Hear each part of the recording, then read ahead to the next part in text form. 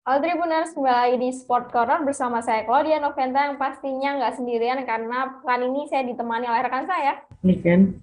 Ya hari ini kita ditemani Niken nih dan serunya nih kalau biasanya kita ngomongin soal bulu tangkis sama Niken nih kita hari ini akan membahas soal MotoGP 2022 ya. Ya.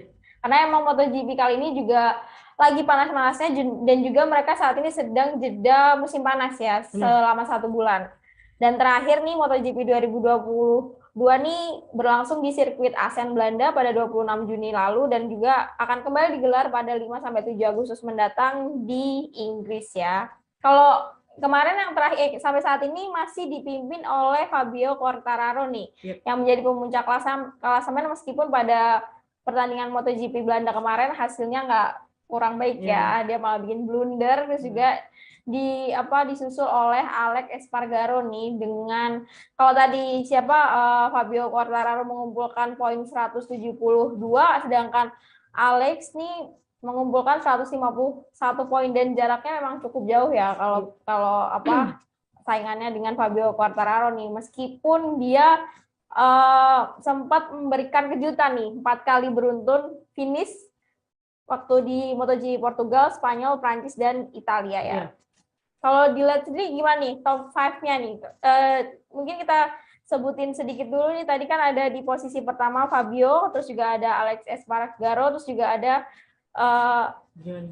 Johan Zarco, terus ada Francesco Bagnaia, terus sama Enea Bastianini ya. Ya. Kalau menurut aku sendiri, yang paling menarik menurutku ya Espargaro sih, karena dia adalah pembalap senior yang musim ini mengarungi mesin dengan luar biasa meskipun baru paruh musim, tapi dia masih bisa bertengger di posisi 2 klasemen dan dia bisa bersaing dengan Quartararo. Itu menurutku luar biasa bagi Espargaro. Terus kemudian di segi Quartararo-nya dia kayaknya cukup kesusahan di awal musim, tapi Quartararo bisa bangkit ketika MotoGP di Eropa dan sampai akhirnya dia bisa juara dan bisa mengumpulkan koleksi banyak poin, dan sekarang dia sudah podium sebanyak 6 kali dan 3 kali juara. Itu capaian yang bagus juga buat Quartararo meskipun di balapan terakhir sebelum jeda paruh musim dia harus jatuh dan Blunder gagal ya. kasih Ini. gap yang makin jauh ya. Ya, betul. Ya karena kemarin sempat jatuh 2 kali terus bikin Alex Espargaro juga terseret ya.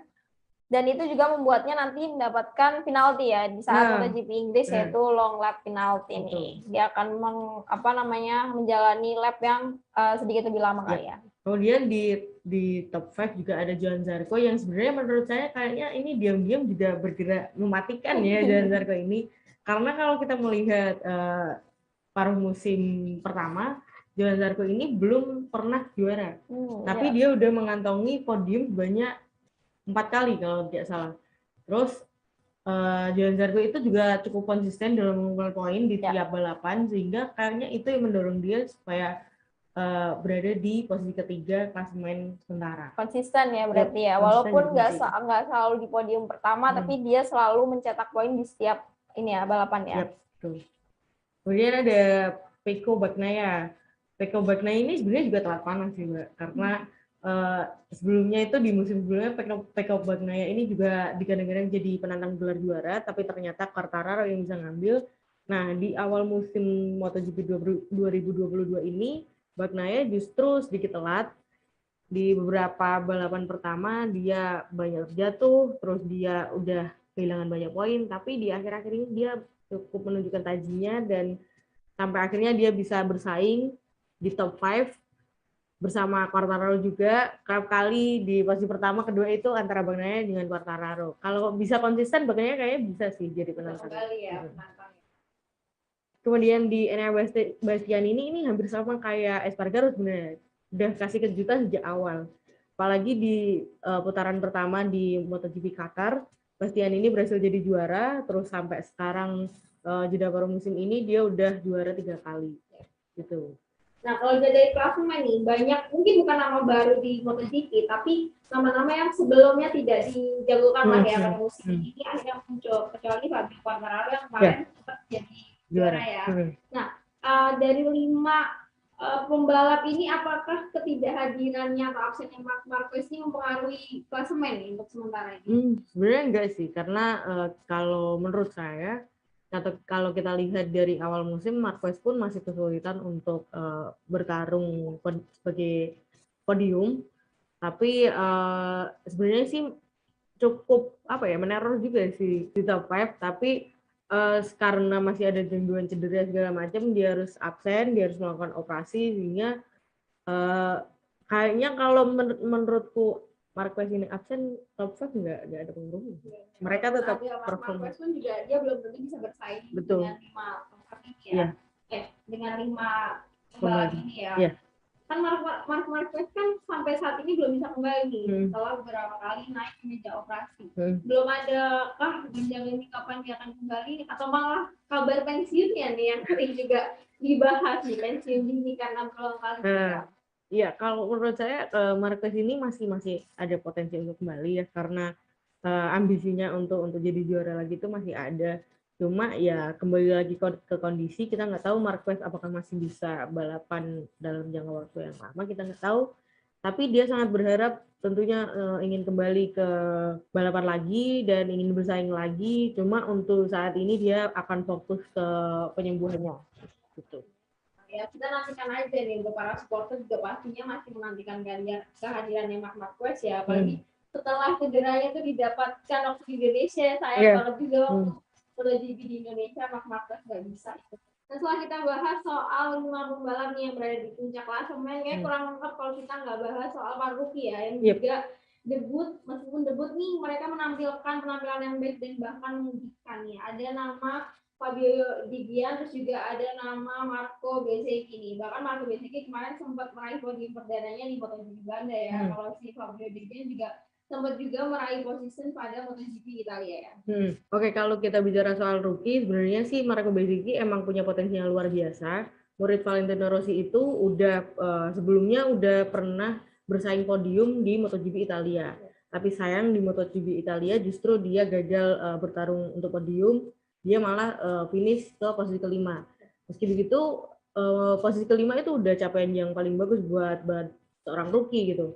Tapi ternyata di Belanda sebelum jeda paruh musim, Bezzecchi justru berhasil meraih podium perdananya di musim 2022 ini.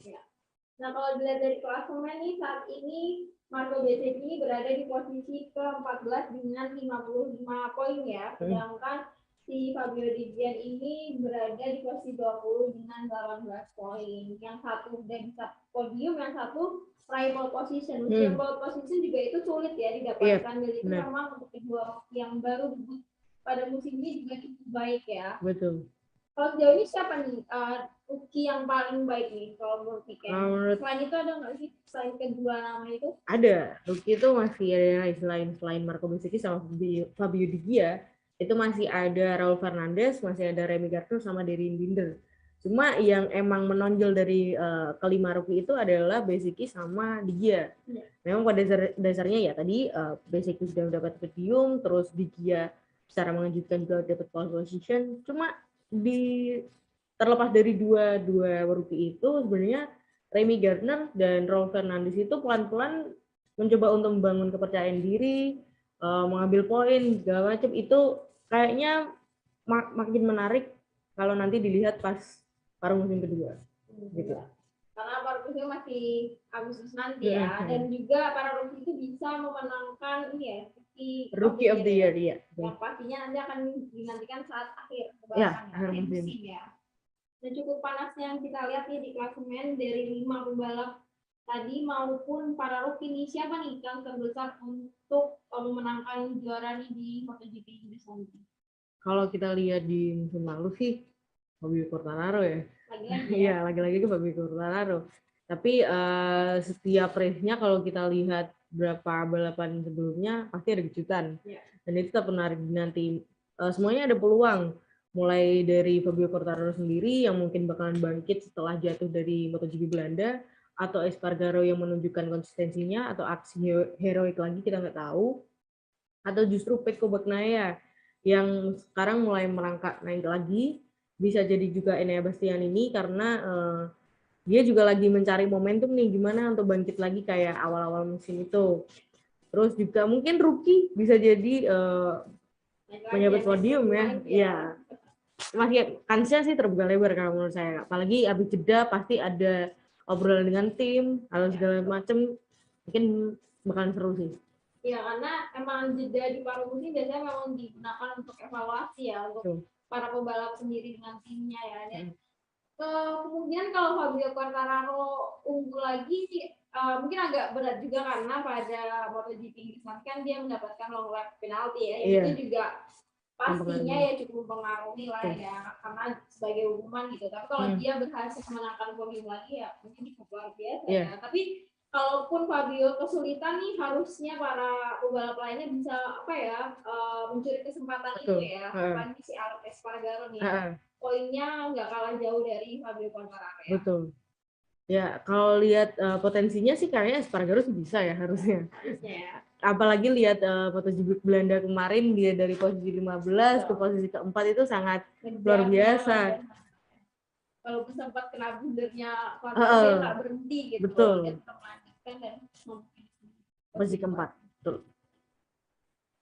Nah, tadi kita udah bahas nih soal jeda paruh musim, penampilannya 5 pembalap dan juga rookie. Nanti juga ada kasih menangannya di MotoGP Inggris ya. Kurang lengkap kalau kita nggak bahas soal panasnya bursa tahun jeda transfer kali ya. Karena memang udah banyak gonjang ganjing nih sebelum digelarnya MotoGP 2023. Banyak banget, meskipun belum selesai ya. Betul. Yang pertama juga pastinya yang paling mengejutkan perpindahannya, yang mengejutkan karena emang udah banyak yang memprediksi kalau Alex Marquez akan hengkang dari LCR Honda ya. Katanya tuh emang hengkangnya Alex Marquez ini memang cukup menjadi sorotan karena dia sebagai jawara Moto2 dan Moto3 ini belum bisa menampilkan performa terbaiknya ya. Dan sering dibandingkan dengan sang kakak Marquez. Ya, menurut saya kepindahan Alex Marquez ke Gresini itu cukup oke sih kalau menurut saya, karena ya mungkin kalau kita lihat sekarang Honda performanya lagi turun dan itu mungkin nggak cocok dengan Alex yang pengen cepat-cepat bangkit gitu. Nah, apalagi Gresini mungkin sedang di top performanya bersama Fabio nanti di musim depan. Semoga Alex kembali ke performa terbaiknya dan bisa juara mungkin. Ya, betul. Karena seorang pengamat MotoGP itu kalau pernah menyoroti kepindahan Alex dengan mengatakan bahwa Honda menghancurkan mental Alex nih. Karena itu terus-terusan dibandingkan dengan Marc Marquez. Dan juga selain itu ada gonjangan kepindahan S-nya Bastian ini yang setelah memutuskan kontrak dengan Gresini ya, dia kabarnya akan tandem dengan Jorge Martin nih. Jadi sebagai pebalapnya Ducati ya pada MotoGP 2020 nanti. Ya kalau menurut saya sih kalau Enea Bastian ini mungkin oke. Tapi kalau Jorge Martin saya agak ragu. Karena ini kalau menurut saya lihat performa dia di musim ini itu belum cukup konsisten dan masih banyak jatuh segala macam. Menurut saya itu dia karena belum bisa mengendalikan motornya kurang baik. Nah, selain itu ada banyak rumor nih, meskipun belum pasti adanya rumor antara Enea Bastianini atau Jorge Martin yang akan menjadi calon tandemnya Pecco Bagnaia ya di MotoGP 2023 nanti di Ducati. Siapa nih yang paling cocok kira-kira nih antara Enea yang baru mengakhiri kontraknya dengan Gresini dan juga atau si Jorge Martin ini nih? Kalau menurut saya pribadi, para fansnya jangan marah ya. Kayaknya kalau sama Enea Bastian ini Pecco lebih cocok sih, karena kalau kita lihat musim ini mereka berdua itu udah sering banget buat jadi juara, naik podium, dan kayaknya udah cocok sih kalau kita lihat keduanya kalau diskusi masalah motor, diskusi masalah apa. Lebih enak sih kayak lihatnya ya. Tapi mungkin Jorge bisa jadi opsi juga, cuma kalau aku lihatnya kayak lebih cocok ke Bastian ini. Ya, stabil juga ya performanya betul.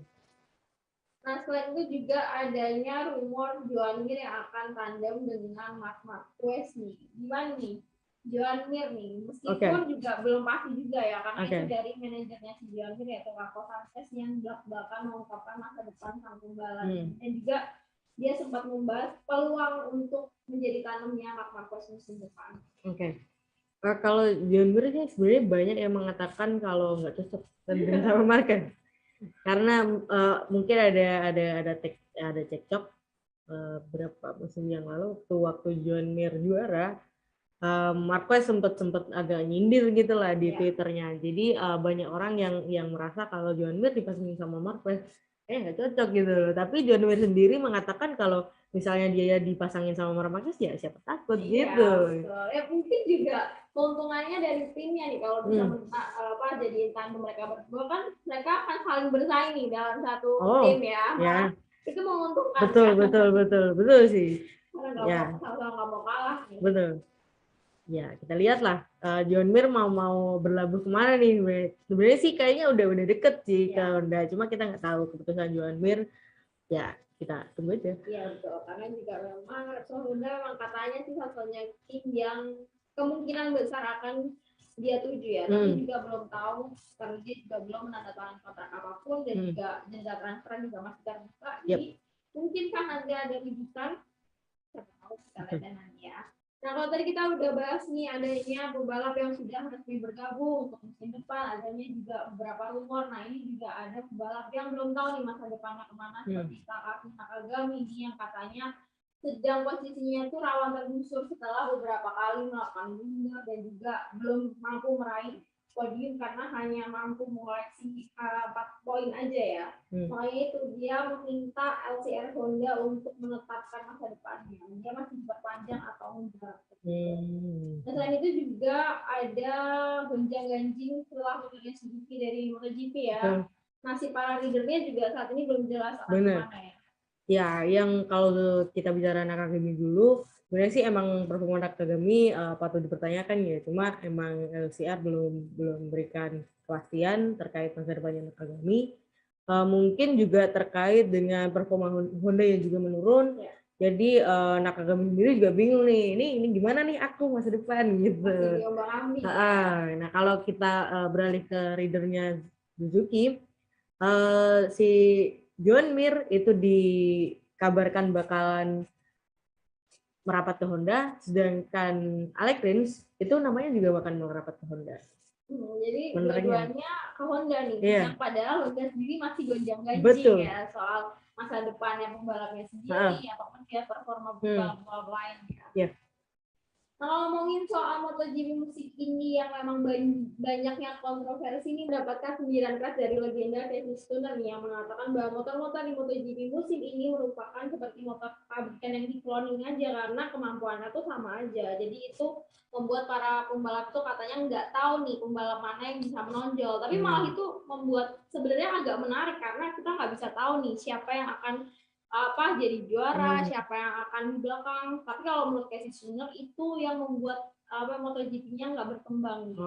Karena motornya semua sama, jadi nggak tahu nih, nggak ada yang menonjol siapa kayak waktu mungkin eranya dia dulu ya, nggak bisa melupakan masalah. Jadi dia lebih memilih bahwa MotoGP itu mending kembali ke teknologi murni ketimbang menggunakan banyak elektronik yang mengontrol motor itu sendiri. Karena emang katanya ya emang semuanya motor yang saat ini digunakan ini ya emang tergantung dari kepintaran dan kecerdikannya para pembalap sendiri ya. Jadi itu nggak bisa diprediksi dan tidak ada yang terlihat menonjol. Ya kalau bahas soal sendirian sih sebenarnya ada yang juga mengatakan salah satu readernya kalau MotoGP musim ini memang kurang seru karena ya teknologi itu tadi itu yang bikin susah pembalap bermanuver, susah buat akselerasi segala macam. Jadi itu yang buat balapan di MotoGP musim ini tuh katanya kurang seru karena nggak ada aksi dari para ridernya gitu. Ya jadi kan kalau dulu kan mungkin bisa dimodifikasi tersendiri lah, makanya ada motor yang lebih cepat daripada motor-motor lainnya, nggak kayak sekarang. Tapi juga di samping itu juga ada kelebihannya yaitu ya kita bisa melihat gitu loh performa para pembalap sendiri yang kecerdikannya mereka. Jadi karena motornya semua sama, ya itu yang bisa dikendarai, mana yang kecerdikannya sendiri para pembalap yang bisa membuat mereka tampil lebih baik. Ya. Jadi nggak bergantung dengan motor aja. Nah, itu tadi yang bisa kita bahas ini soal klasemen atas, para rookie. Kita juga akan menantikan gimana masa depan para pembalap-pembalap ini di dalam di jendela transfer ya. Kita akan kembali lagi mungkin pada pekan depan yang nggak kalah seru ya, Mbak Niken. Oke. Ya, mungkin kita akan bahas MotoGP lagi atau mungkin bulu tangkis. Kita tunggu ya di pekan depan. Oke, Tribuners, kayaknya itu aja. Saya Claudia Noventa. Saya Niken. Sampai jumpa Tribuners di Sport Corner minggu depan. See you, bye. Terima kasih sudah nonton. Jangan lupa like, subscribe, dan share ya.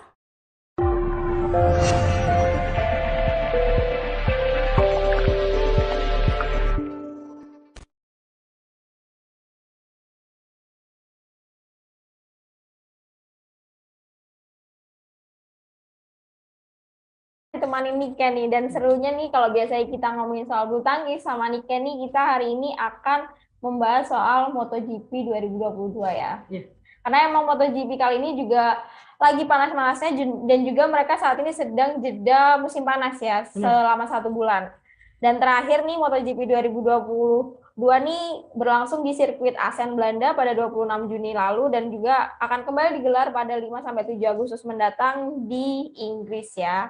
Kalau kemarin yang terakhir sampai saat ini masih dipimpin oleh Fabio Quartararo nih, yang menjadi pemuncak klasemen, meskipun pada pertandingan MotoGP Belanda kemarin hasilnya nggak kurang baik ya, dia malah bikin blunder, terus juga disusul oleh Alex Espargaro nih dengan, kalau tadi Fabio Quartararo mengumpulkan poin 172, sedangkan Alex nih mengumpulkan 151 poin, dan jaraknya memang cukup jauh ya kalau saingannya dengan Fabio Quartararo nih, meskipun dia sempat memberikan kejutan nih, 4 kali beruntun finish waktu di MotoGP Portugal, Spanyol, Prancis, dan Italia ya. Kalau dilihat sendiri gimana nih top 5-nya nih? Mungkin kita sebutin sedikit dulu nih. Tadi kan ada di posisi pertama Fabio, terus juga ada Alex Espargaro, terus juga ada Johan Zarco, terus ada Francesco Bagnaia, terus sama Enea Bastianini ya. Iya. Kalau menurut aku sendiri, yang paling menarik menurutku ya Espargaro sih, karena dia adalah pembalap senior yang musim ini mengarungi mesin dengan luar biasa, meskipun baru paruh musim, tapi dia masih bisa bertengger di posisi 2 klasemen, dan dia bisa bersaing dengan Quartararo. Itu menurutku luar biasa bagi Espargaro.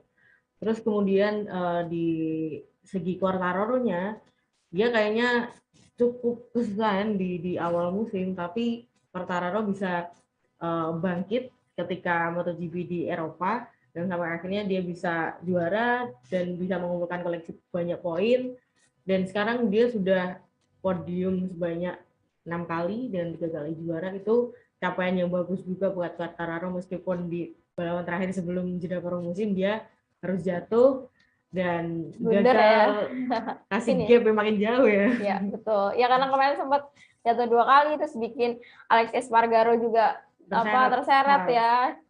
Dan itu juga membuatnya nanti mendapatkan penalti ya di saat MotoGP Inggris, yaitu long lap penalti nih. Dia akan menjalani lap yang sedikit lebih lama kali ya. Kemudian di top 5 juga ada Johan Zarco, yang sebenarnya menurut saya kayaknya ini diam-diam juga bergerak mematikan ya Johan Zarco ini.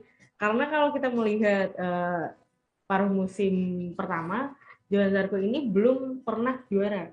Tapi dia udah mengantongi podium banyak 4 kali kalau tidak salah.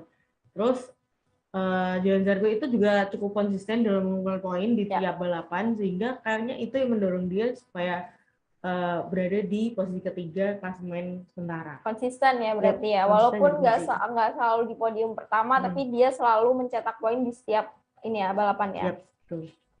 Kemudian ada Pecco Bagnaia.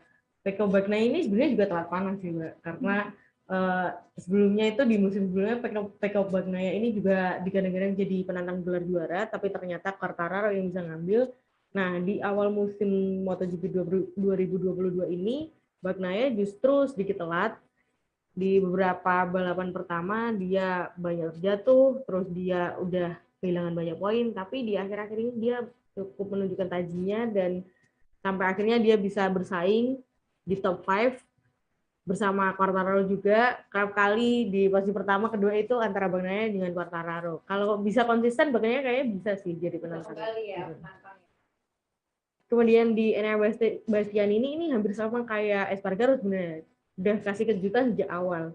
Apalagi di putaran pertama di MotoGP Qatar, Bastian ini berhasil jadi juara, terus sampai sekarang jeda paruh musim ini dia udah juara 3 kali. Gitu. Nah, kalau dari klasemen nih, banyak mungkin bukan nama baru di MotoGP, tapi nama-nama yang sebelumnya tidak dijagokan lah ya pada musim ini akhirnya muncul, kecuali Fabio Quartararo yang kemarin sempat jadi juara ya. Nah, dari 5 pembalap ini, apakah ketidakhadirannya atau absennya Marc Marquez ini mempengaruhi klasemen nih untuk sementara ini? Sebenarnya enggak sih, karena kalau menurut saya, atau kalau kita lihat dari awal musim, Marquez pun masih kesulitan untuk bertarung sebagai podium, tapi sebenarnya sih cukup meneror juga sih di top 5, tapi karena masih ada gangguan cedera segala macam, dia harus absen, dia harus melakukan operasi, sehingga kayaknya kalau menurutku Marquez ini absen, top 5 nggak ada pengaruhnya. Mereka tetap perform. Marquez pun juga dia belum tentu bisa bersaing dengan 5 pembalap ini ya.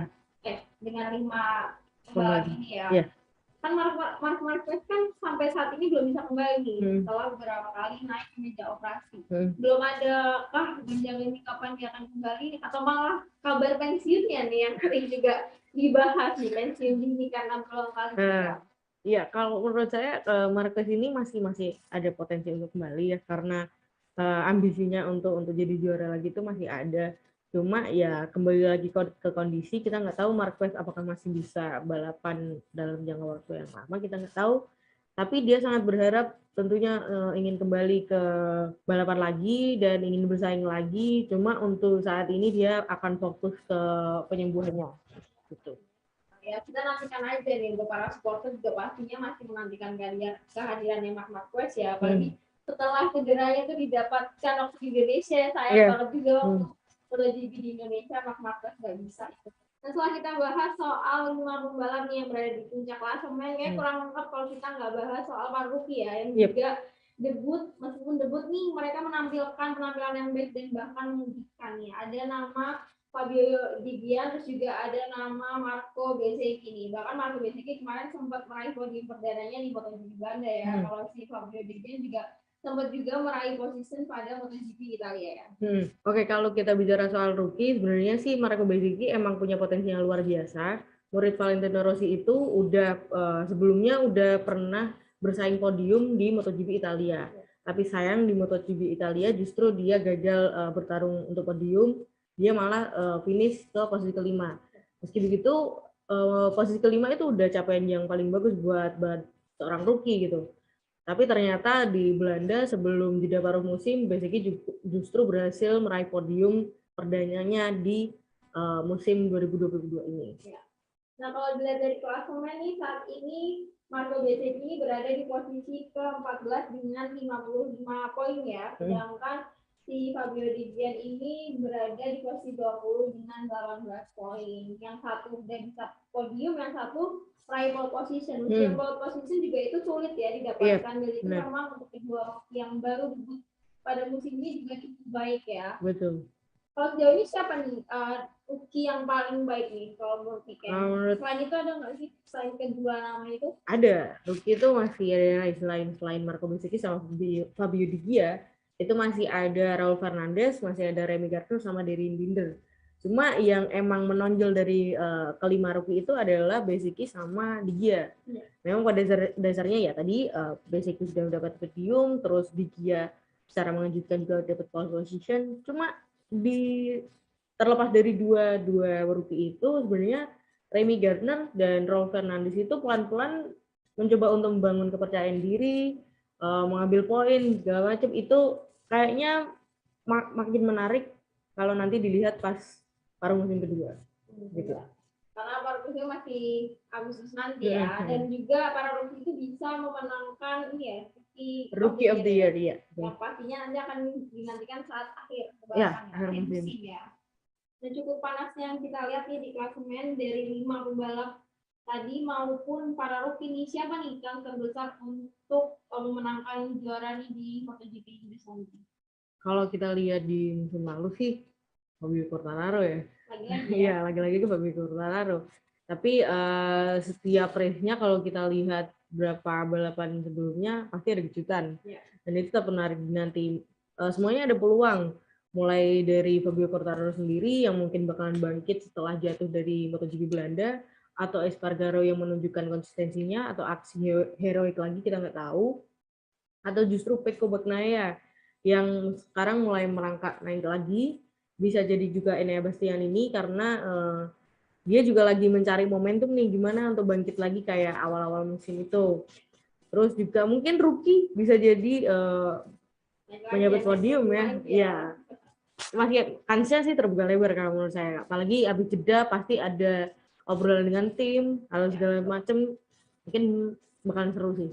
Ya, karena emang jeda di paruh musim biasanya memang digunakan untuk evaluasi ya, untuk para pembalap sendiri dengan timnya ya. Dan kemudian kalau Fabio Quartararo unggul lagi sih, mungkin agak berat juga karena pada MotoGP Inggris kan dia mendapatkan long lap penalti ya, yang itu juga pastinya ya cukup mempengaruhi lah ya, karena sebagai hukuman gitu. Tapi kalau dia berhasil menangkan podium lagi ya mungkin cukup luar biasa ya. Tapi kalaupun Fabio kesulitan nih, harusnya para pembalap lainnya bisa mencuri kesempatan itu ya. Apalagi si Alex Espargaro nih, poinnya nggak kalah jauh dari Fabio Quartararo ya. Betul. Ya, kalau lihat potensinya sih kayaknya Espargaro bisa ya harusnya. Ya. Apalagi lihat MotoGP Belanda kemarin, dia dari posisi 15 ke posisi keempat itu sangat luar biasa. Kalau sempat kena bundernya Quartararo nggak berhenti gitu. Betul. Dia tetap melanjutkan dan posisi keempat. Betul. Nah, tadi kita udah bahas nih soal jeda paruh musim, penampilannya 5 pembalap dan juga rookie. Nanti juga ada kasih menangannya di MotoGP Inggris ya. Kurang lengkap kalau kita nggak bahas soal panasnya bursa tahun jeda transfer kali ya. Karena memang udah banyak gonjang-ganjing nih sebelum digelarnya MotoGP 2023. Banyak banget meskipun belum selesai ya. Betul. Yang pertama juga pastinya yang paling mengejutkan kepindahannya, yang akan mengejutkan karena emang udah banyak yang memprediksi kalau Alex Marquez akan hengkang dari LCR Honda ya. Katanya tuh memang hengkangnya Alex Marquez ini memang cukup menjadi sorotan karena dia sebagai jawara Moto2 dan Moto3 ini belum bisa menampilkan performa terbaiknya ya. Dan sering dibandingkan dengan sang kakak Marquez. Ya, menurut saya kepindahan Alex Marquez ke Gres ini itu cukup oke sih kalau menurut saya, karena ya mungkin kalau kita lihat sekarang Honda performanya lagi turun dan itu mungkin nggak cocok dengan Alex yang pengen cepat-cepat bangkit gitu. Nah, apalagi Gres ini mungkin sedang di top performanya bersama Fabio nanti di musim depan. Semoga Alex kembali ke performa terbaiknya dan bisa juara mungkin. Ya, betul. Karena seorang pengamat MotoGP atau Carlo Bernat nih menyoroti kepindahan Alex dengan mengatakan bahwa Honda menghancurkan mental Alex nih. Karena itu terus-terusan dibandingkan dengan Marc Marquez. Dan juga selain itu ada gonjang-ganjing kepindahan S-nya Bastianini yang setelah memutuskan kontrak dengan Gres ini ya, dia kabarnya akan tandem dengan Jorge Martin nih. Jadi sebagai pebalapnya Ducati ya pada MotoGP 2023 nanti. Ya kalau menurut saya sih kalau Enea Bastian ini mungkin oke. Tapi kalau Jorge Martin saya agak ragu. Karena ini kalau menurut saya lihat performa dia di musim ini itu belum cukup konsisten dan masih banyak jatuh segala macam. Menurut saya itu dia karena belum bisa mengendalikan motornya kurang baik. Nah, selain itu ada banyak rumor nih, meskipun belum pasti adanya rumor antara Enea Bastianini atau Jorge Martin yang akan menjadi calon tandemnya Pecco Bagnaia ya di MotoGP 2023 nanti di Ducati. Siapa nih yang paling cocok kira-kira nih antara Enea yang baru mengakhiri kontraknya dengan Gres ini dan juga atau si Jorge Martin ini nih?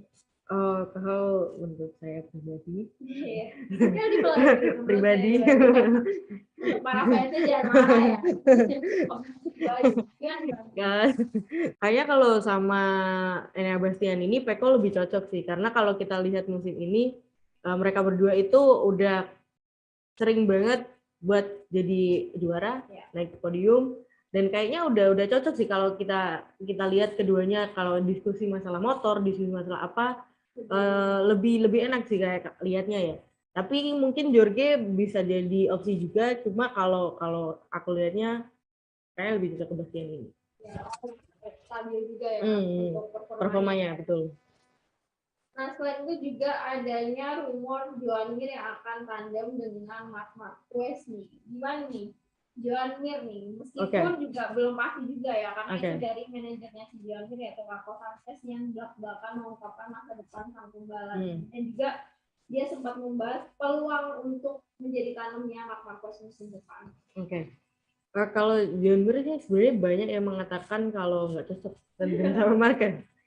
Karena mungkin ada cekcok berapa musim yang lalu waktu Joan Mir juara, Marquez sempat agak nyindir gitu lah di Twitternya. Jadi banyak orang yang merasa kalau Joan Mir dipasangin sama Marquez nggak cocok gitu loh. Tapi Joan Mir sendiri mengatakan kalau misalnya dia dipasangin sama Marquez ya siapa takut gitu. Betul. Ya mungkin juga keuntungannya dari timnya nih kalau bisa jadiin tandem mereka berdua kan mereka akan saling bersaing nih dalam satu tim ya. Itu menguntungkan. Betul sih. Karena sama-sama nggak mau kalah nih. Betul.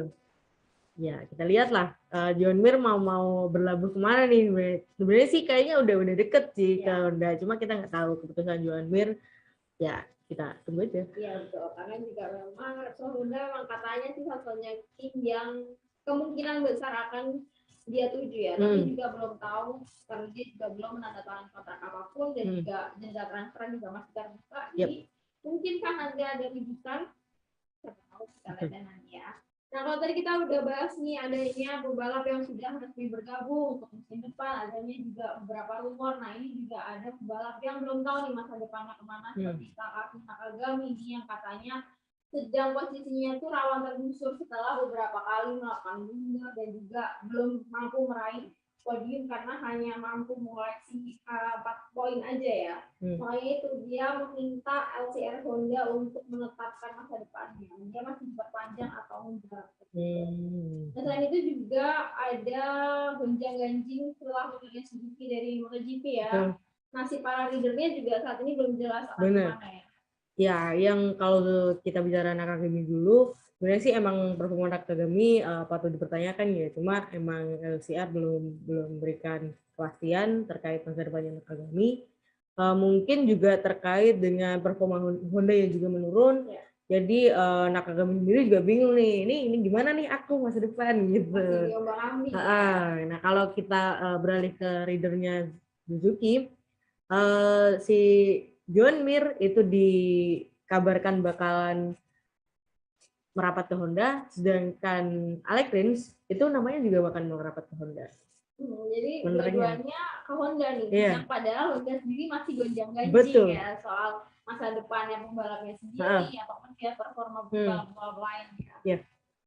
Nah, kalau ngomongin soal MotoGP musim ini yang memang banyaknya kontroversi ini mendapatkan sindiran keras dari legenda Casey Stoner yang mengatakan bahwa motor-motor di MotoGP musim ini merupakan seperti motor pabrikan yang di-cloning aja karena kemampuannya tuh sama aja. Jadi itu membuat para pembalap tuh katanya nggak tahu nih pembalap mana yang bisa menonjol. Tapi malah itu membuat sebenarnya agak menarik karena kita nggak bisa tahu nih siapa yang akan jadi juara, siapa yang akan di belakang. Tapi kalau menurut Casey Stoner itu yang membuat MotoGP-nya nggak berkembang gitu.